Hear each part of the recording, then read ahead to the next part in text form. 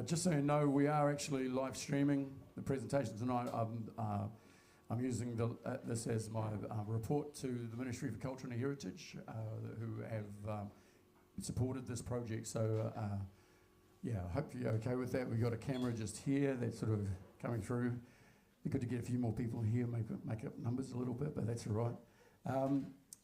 Yeah, and the presentation is going to the live stream as well. We're also doing the live stream so that anybody who can't make it tonight can still see what I'm about to show you guys. And also, if you guys want to have a bit of a recap, you can go back and look at it again. The beauty of watching it back on YouTube is that you'll be able to turn the sound down, so you don't have to listen to me. But also, you'll be able to zoom, fast forward through and find the bits that you're particularly interested in. But first of all, I'd just like to really thank everybody for coming out tonight. Really appreciate it. This project has been taking a long time for me. So this is the sort of the wrap up of this part of the project. So this little graphic here is what I call the creativity engine. We'll go into that. Okay, so Broads, are you all good? Everything? Okay, cool. 2019, we met here. This was the poster that we had, Hui to discuss a Tairāwhiti music strategy. 5 years ago. It was a cool night, man. We broke up into groups. I don't know if you remember. There's Levi, you were here for that. Yeah. We broke up into groups and we brainstormed different ideas of what might be included in a music strategy. It was really great. We filled out sheets of paper. There was a lot of excitement. We had like 90-something people turn up to that meeting, which was fantastic. So they sort of gave me the go-ahead to move on to the next phase of the project. So that actually took 4 years then because, well, there was COVID in the middle of that. But I had to basically go and find the resources to do it. So I went to the Ministry of Culture and Heritage, and they very graciously came to the party with funding for the next phase, which is the research project. So at that hui, there's probably a few of you who are here then too. Lots of smiley faces, really nice to see. But we talked, I don't know if you remember, but I talked about the world cities of music. They're dotted all around the place. One of them in New Zealand, Auckland is a world city of music, okay? But part of that world city of music thing is this document, a wonderful document, the Music Cities Manual. And it's basically your comprehensive guide to building music cities. So I sort of use this as a bit of a guidebook to what we could be doing here. Number two, number one, I can't remember what it was, but number two was the part that I was really focusing on, which is understand your environment, asset map it. So it's basically go out and find out what we've got here in our community in the way of music. So that's what we did. We've went out there and did this research project, and this is us tonight, what local music means to us. Also, just wanted to put this up here, just my credentials basically. I know that a lot of you guys will know me and my background, but a lot of you won't as well. My name is Tairāwhiti. I'm singer-guitarist for a band called The Ashes. I've been a writer member of APRA since 1985. I'm co-owner of Smash Palace since 2015 with my wife Kerry. Co-owner of Smash 107 FM with Langley and Kerry since 2022. I've been a Creative Communities Advisor since 2013, so I sit on the panel that allocates funding every 6 months to arts projects. I was the chair of Creative Tairāwhiti from 2006 to 2010. We used to have a regional arts body that disappeared in 2011 because the funding disappeared. So, yeah. I was a trustee of the Tuia 2000 Trust, which did the big Millennium celebrations, the big 8-day, 10-stage festival and other things. I was on the Chamber of Commerce Executive for 4 years. I was station manager of the radio network for 13 years, 1998 to 2011. And I was commercial manager of Tourism Eastland 2011 to 2015. So I've had a big background in doing this sort of thing, a lot of projects, and a lot of focus on the arts. The Tairāwhiti Music Survey, Te Rangahau Puoro o Te Tairāwhiti. Here we go. Okay, the participants. The first question was, how would you describe yourself?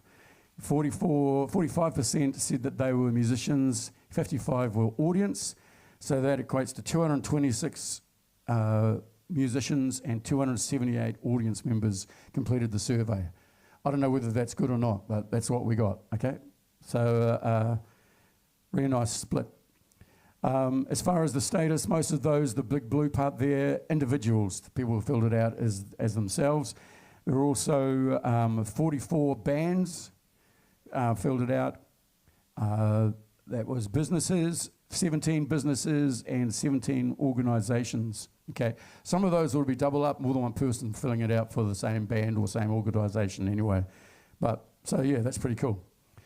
The age group of the people that did the survey, you wouldn't be surprised that more than half of them are over the age of 50. The thing about surveys, you end up getting a whole lot of people who fill out surveys, and you don't get the people who would never ever in their million years fill out a survey, you know. That's just the nature of the beast. You can't do much about that. We did find that there were some gaps. We didn't get many under the age of 18.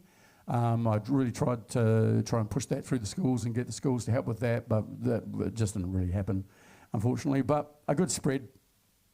As far as pronouns go, what is that? Just about 50% she, her, 43% he, him.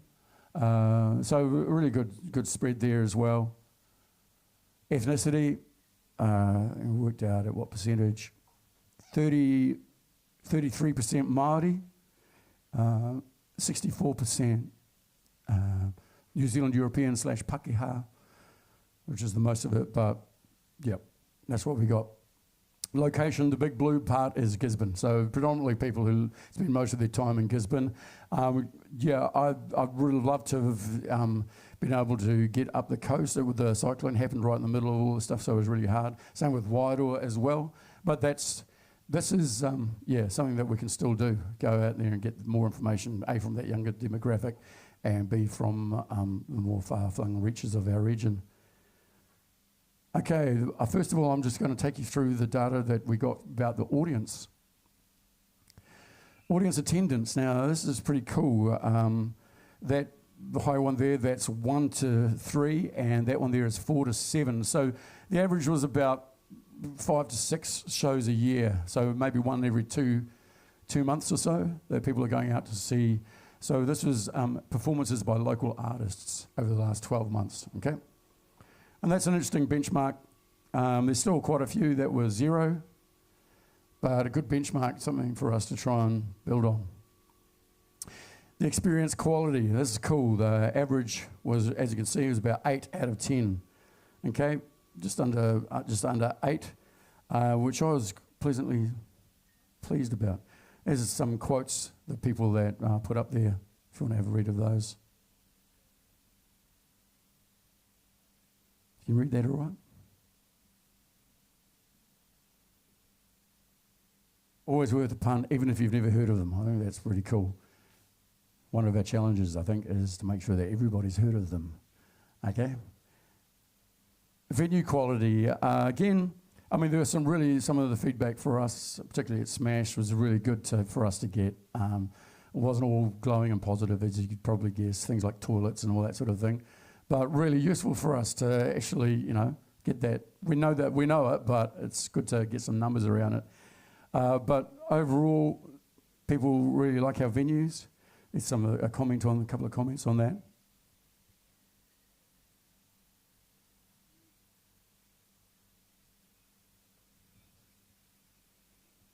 Transport, yeah.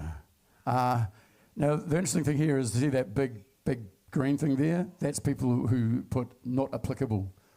It doesn't even apply to them. They don't even bother engaging with our transport options here. Okay, so they're either just driving themselves or riding their bikes or walking, or yeah. So that's cool, and a lot of people are getting really organised as far as sober drivers and all that sort of thing.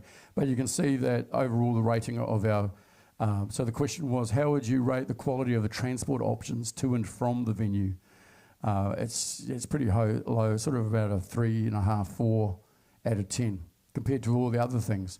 So the fact that the quality of the experience was rated highly, even though the transport options was low, was interesting. But some great comments there, so I'll give you a bit of time to read those.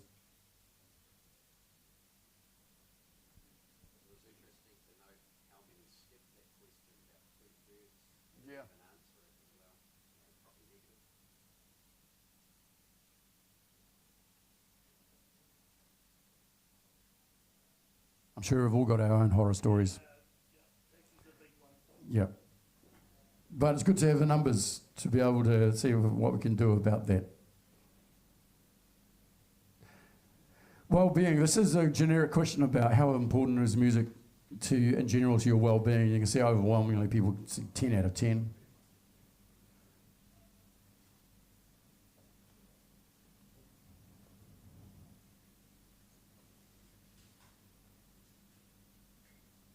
And that's really heartening, that what we do is actually contributes to people's well-being.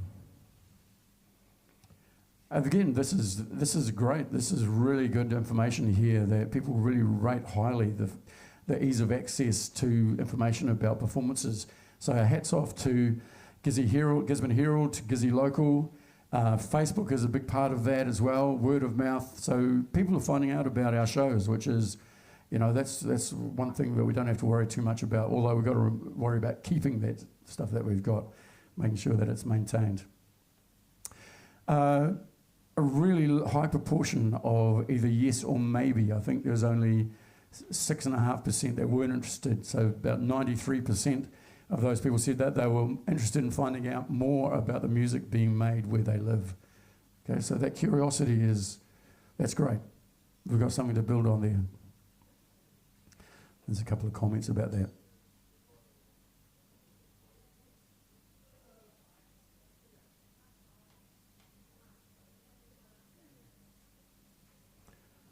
Could you name a local song? The interesting thing about this is that 292 people skipped this question.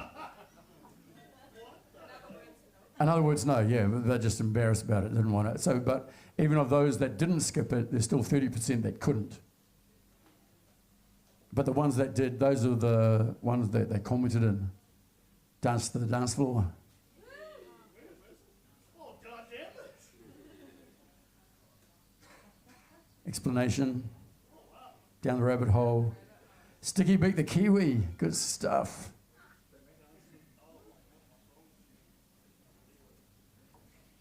So we've got some work to do. Okay, let's have a look at the artist information now, okay? How long have they been active? And then, again, this is indicative of the demographic, the age group that we got with the survey. Big chunk, that red chunk there, is people who've been making music for 26 plus years. But I think that's incredible. We've got this amazing musical community that of people that are lifelong musicians. That is a taonga. That is something that we should cherish and never take for granted.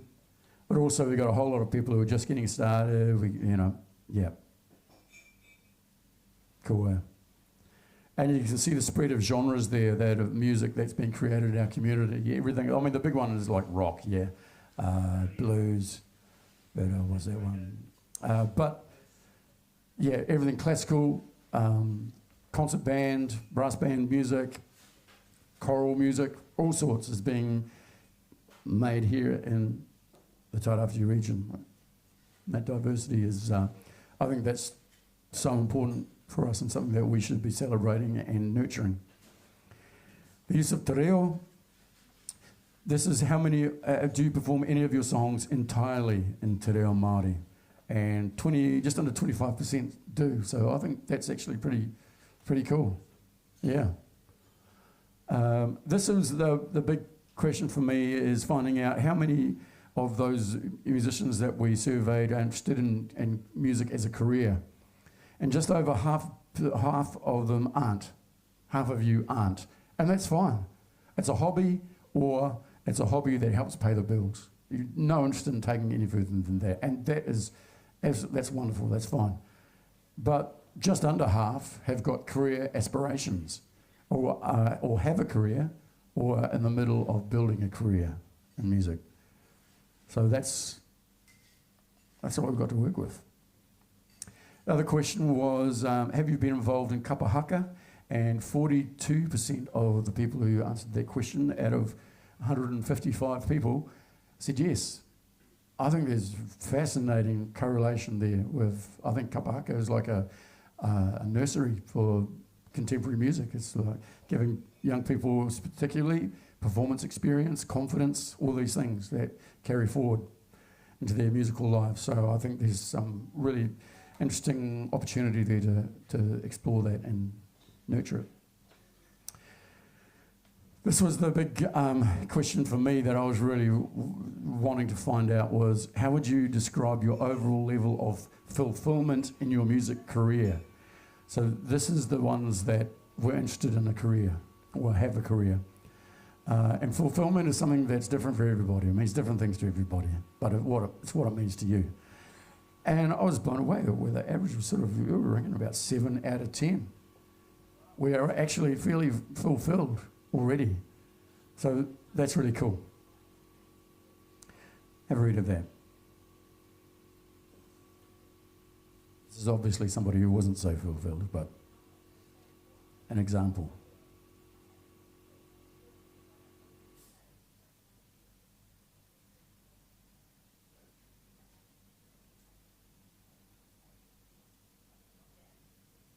Doing it for love. Hey. All you need is love. Love is all we need, but yeah, doesn't pay the rent. So these are the factors that we put forward as possible could impact on that level of fulfillment, could increase the level of fulfillment that you guys are feeling. So the big ones here were, that one there is artist development and mentoring. So getting more development opportunities, working with people to really develop those skills. Improved knowledge of the music industry was a big one. And just after the survey, we did that going local here with some of the heavy hitters from the New Zealand music industry came and did those one-on-ones and all that. That was just absolutely brilliant. More of that stuff. This one here is more gigs, more work, because you can only get good at something by just doing it over and over and over again. So we just need to put ourselves on these stages over and over again. More gigs. One that didn't really factor so much here, which is this one, but I think it's becoming more and more of an issue, is good rehearsal space. I think we're actually reaching a point of critical lack of rehearsal space now. Enough people have had their home rehearsal spaces shut down by noise control now that, I'm trying to book acts and they say we can't play because we can't rehearse. We've got nowhere to practice. So that's something that was really cool what you did this week. Put that up. Thank you for sharing. Oh, that's right. That's right. Yeah, because I think that's the thing. We've got to put our brains together, but maybe even look at a shared solution with that. Okay. Oh, have a read of that. Impact factors.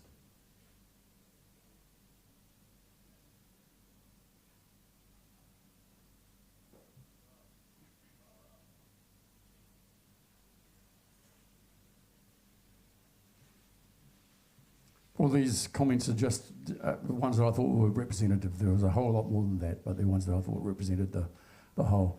Do you manage yourself or do you have a manager? Of course, overwhelmingly self-manage.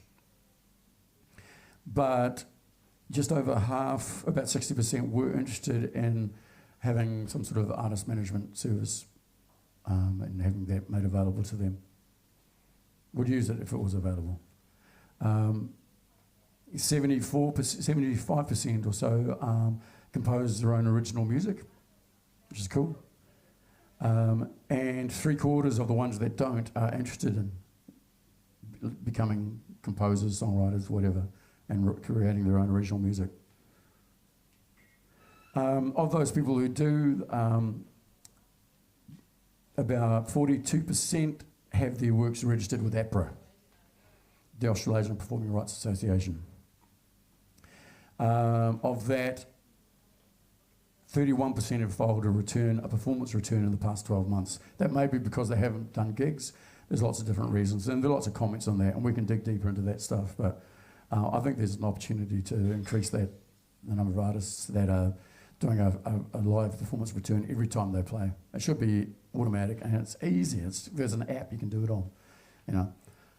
But I think that's something that APRA needs to do some work on because, yeah,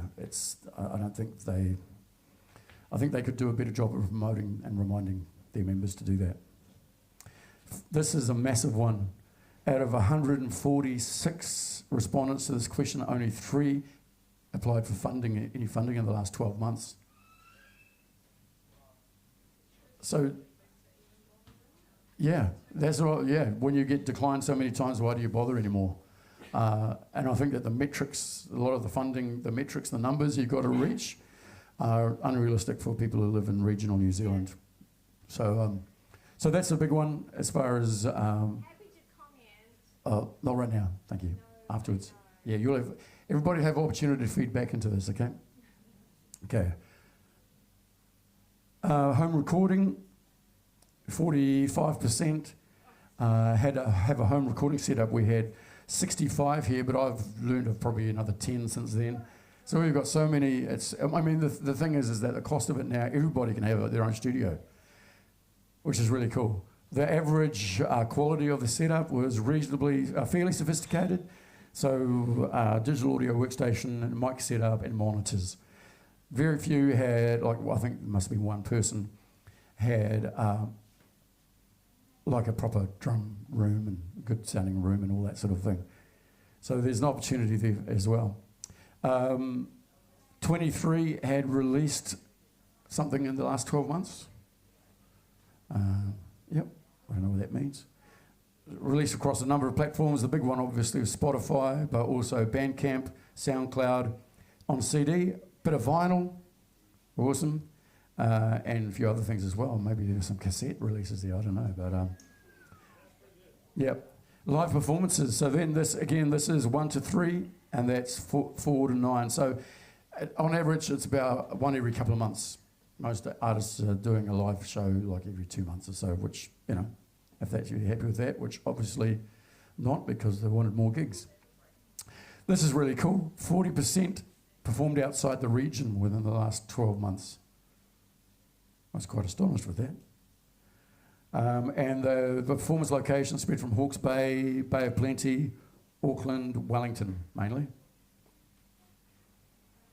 Online presence, just over 50% have an online presence for their music, which I was really quite flabbergasted about because it's so easy.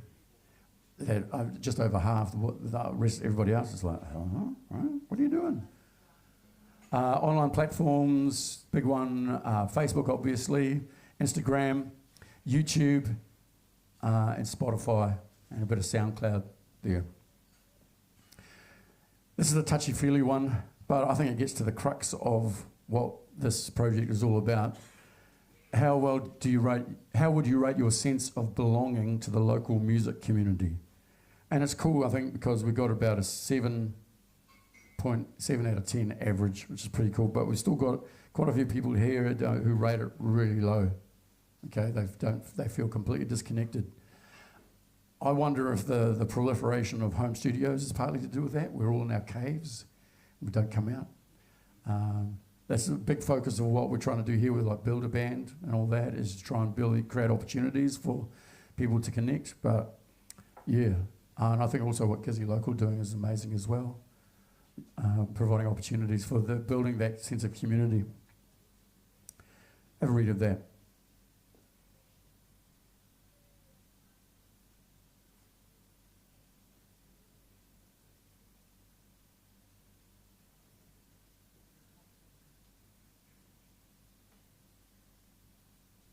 Yeah.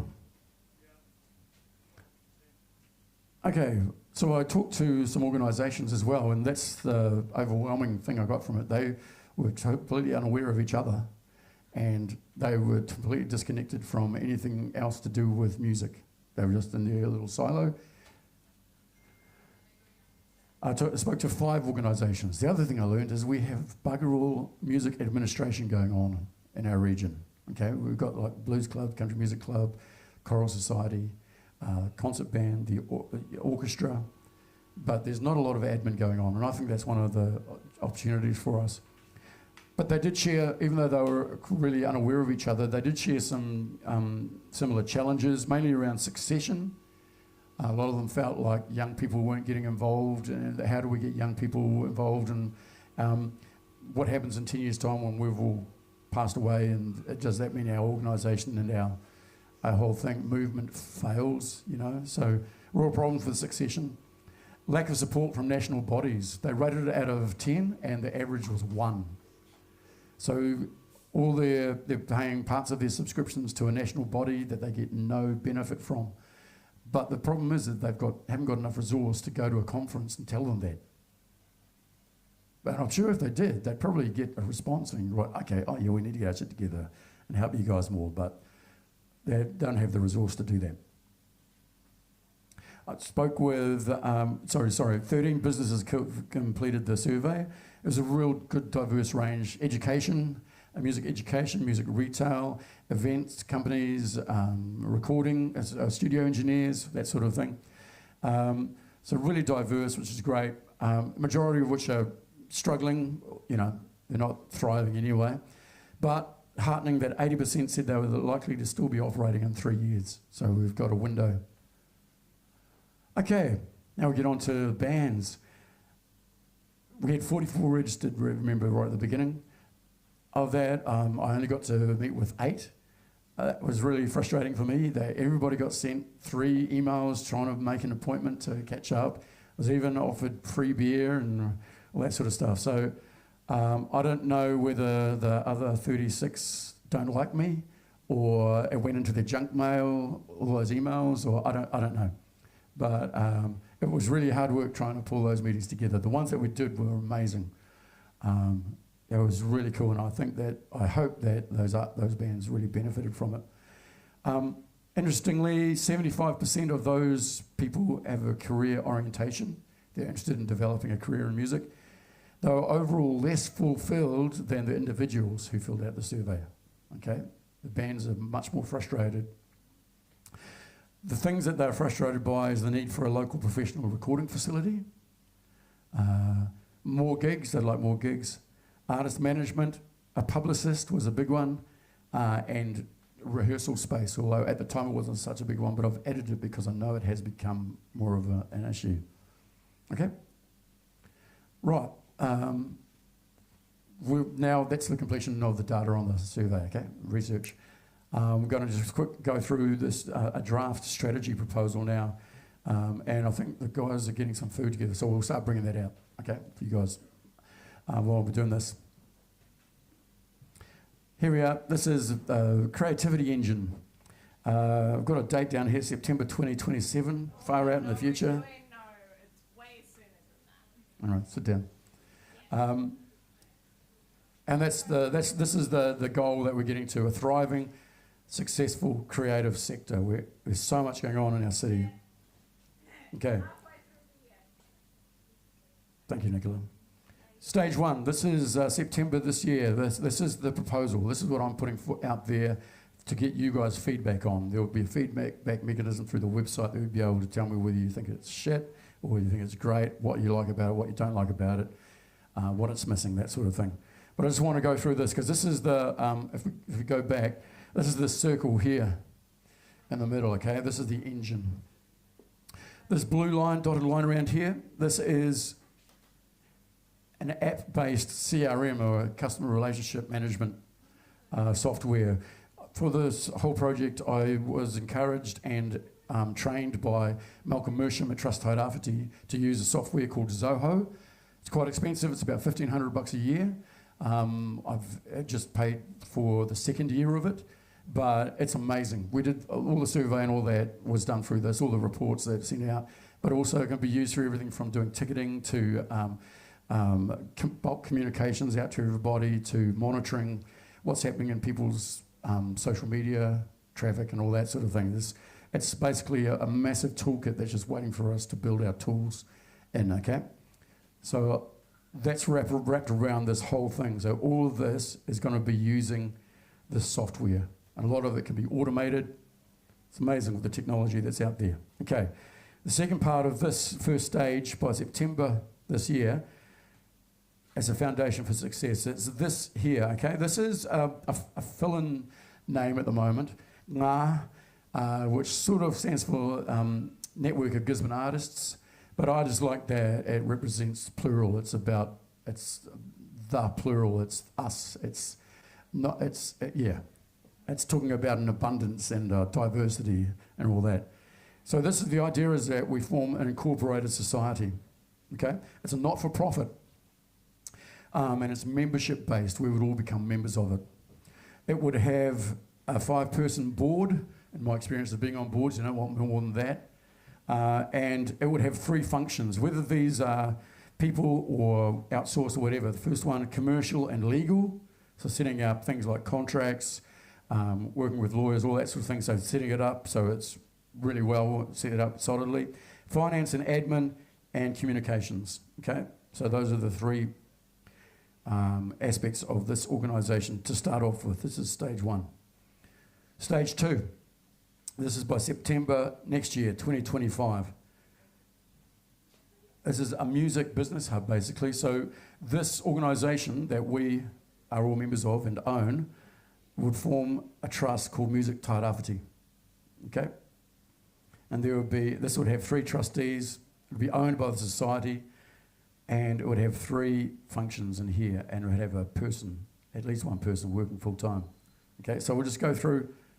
So this is Music Tairāwhiti. Development officer, 3 trustees, keep it nice and small.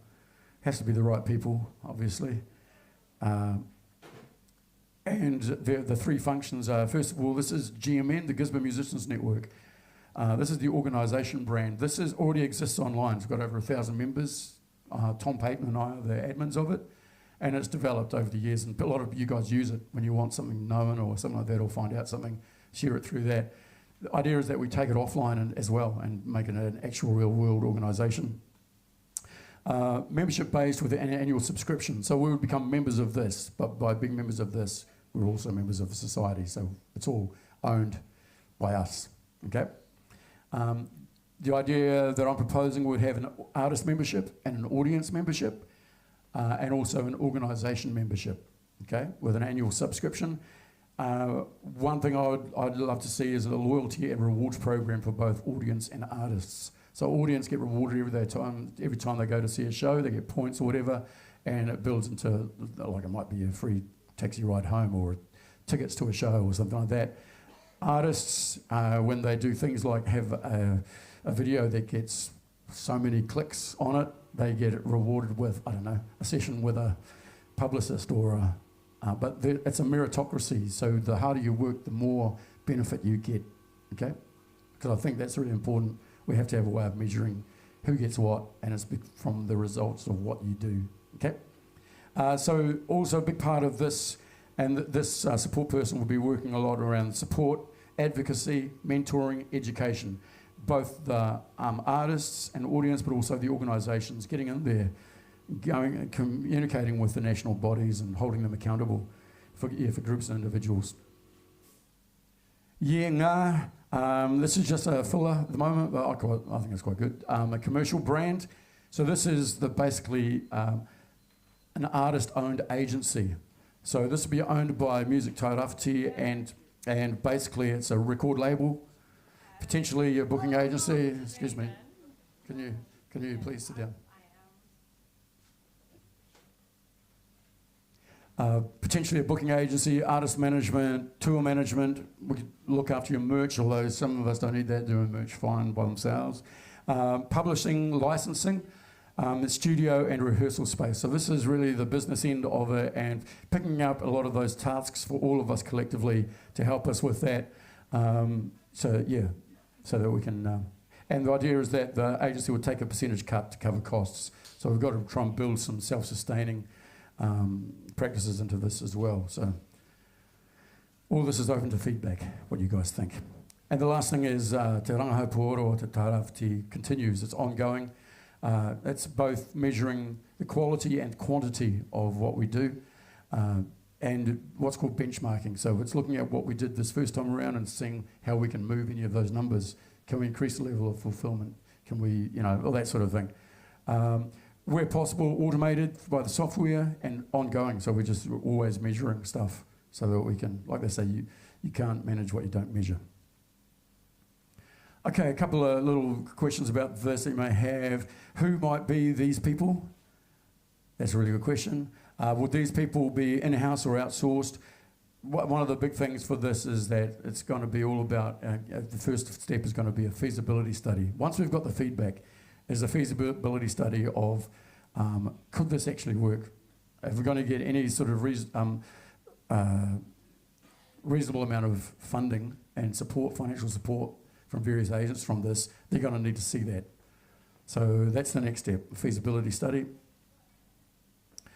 The structure of this, I'm a firm believer in what's called the inverted triangle of organisational structure. So the bosses aren't at the top, they're at the bottom, and they're providing service to the people at the top who are actually working with our customers. So this is very much support going up and reporting going down, okay? So support coming in here, the funding and the resource being channeled through this to support this and really get it happening, okay?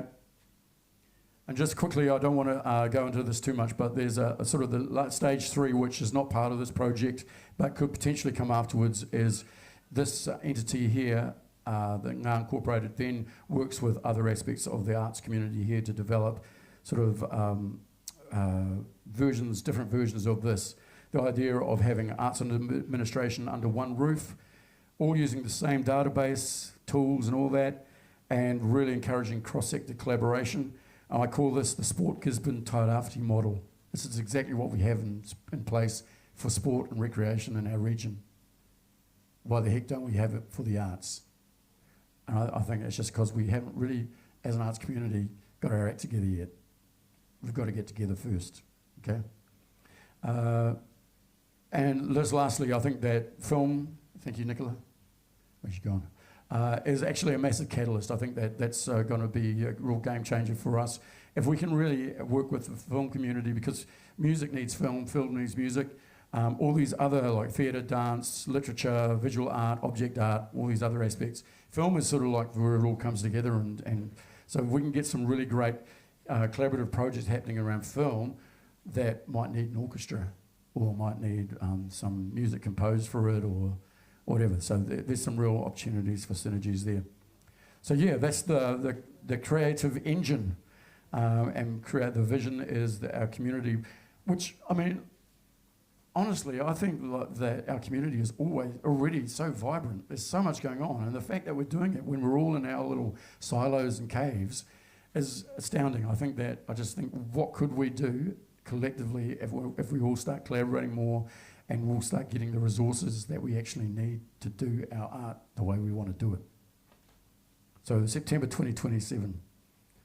But honestly, it's taken me a long time to get to this point tonight.